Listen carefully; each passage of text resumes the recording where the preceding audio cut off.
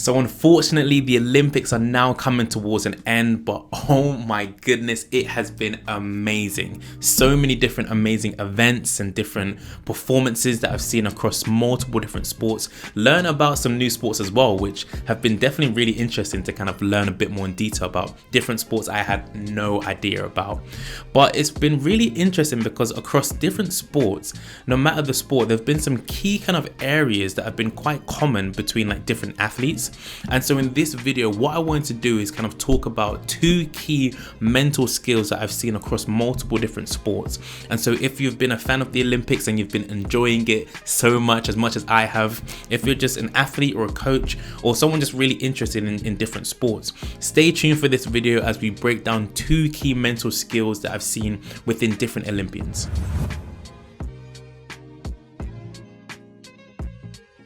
So the Tokyo 2020 Olympics have been amazing, and there's been so many different amazing events, and it's just great to even say that it actually happened with all the different restrictions and the pandemic that's been happening the past year and a bit. It's just been so amazing to see.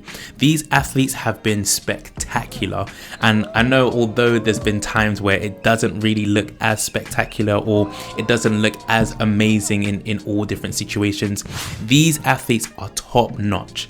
When you really look about different sports, for example, in the sport of tennis, only 1 in 30,000 tennis players are actually selected for the Olympics. For example, in table tennis, there's 1 in 9,000 athletes who are actually selected. The odds of making a swimming team, an Olympic swimming team, of course depends on your country, but it's around 0.0013%. Even in track and field sports, only 1 in 3,000 athletes actually get selected towards competing for their country in the Olympics. And so if you were trying to get into the Olympics, your best chance and your best odds will probably be in the sport of judo. Only 1 in 224 athletes actually get chosen towards competing for their country in judo. But I don't know if you've seen the sport of judo, but I don't want any smoke when it comes to that sport. Those athletes are amazing. And so regardless of the sport, regardless of maybe the positives and the negatives of different athletes in the Olympics, these Olympians are amazing and they compete at the highest level that comes around once every 4 years. So these guys are training week in, week out, day in, day out, year in, year out towards competing in that one moment that comes around once every 4 years. That is amazing, that dedication, that hard work that they're putting together.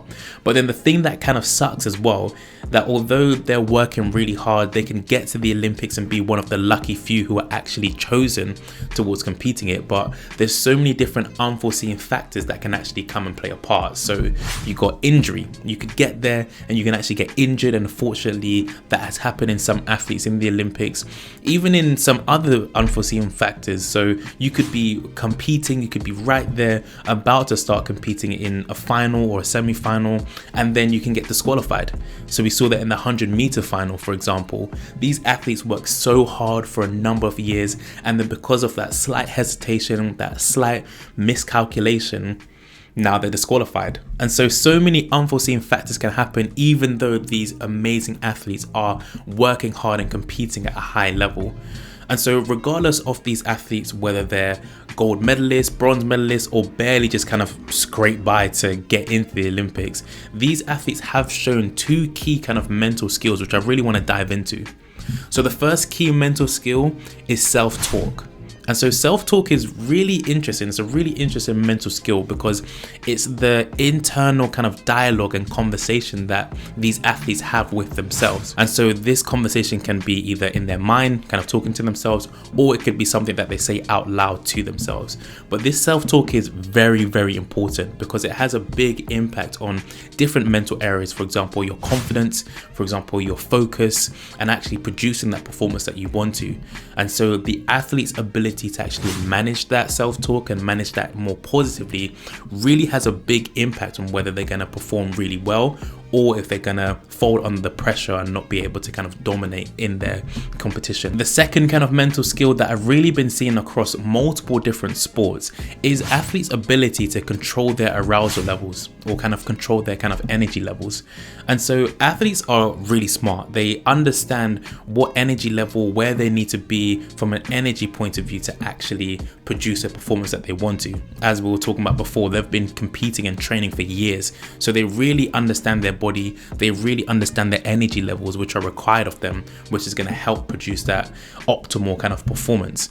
And so if they're a bit too pumped up, they know what to do, whether that's kind of deep breathing to kind of calm themselves down, or if they're a bit kind of chill and they know they need to kind of pump themselves up and psych themselves up. I've seen a lot of kind of shouting at themselves or kind of leg slaps and thigh slaps. That's really kind of getting them going to get that energy level to the point where they actually need it to be, so they can actually produce a great performance, even in those kind of pressurized situations where there's millions of fans watching, well, not at the stadium this time, but watching online, their friends and family, coaches, everything that they've kind of bought into. There's a lot of pressure on them at the Olympics. And so having these kind of mental skills of being able to control their energy levels, as well as being able to kind of positively talk to themselves and help themselves get into that right mind state to actually produce those amazing performances right when it's called, is an amazing kind of feat that some amazing athletes are actually able to accomplish. But then again, some athletes have been able to kind of unfortunately fold under the pressure. And so although I've seen a lot of these kind of areas of different mental skills that athletes have possessed across multiple different sports, of course we do know those kind of serial medalists, those people who are just always dominating in their sport, they have some additional kind of physical skills and mental skills which kind of separates them from the rest.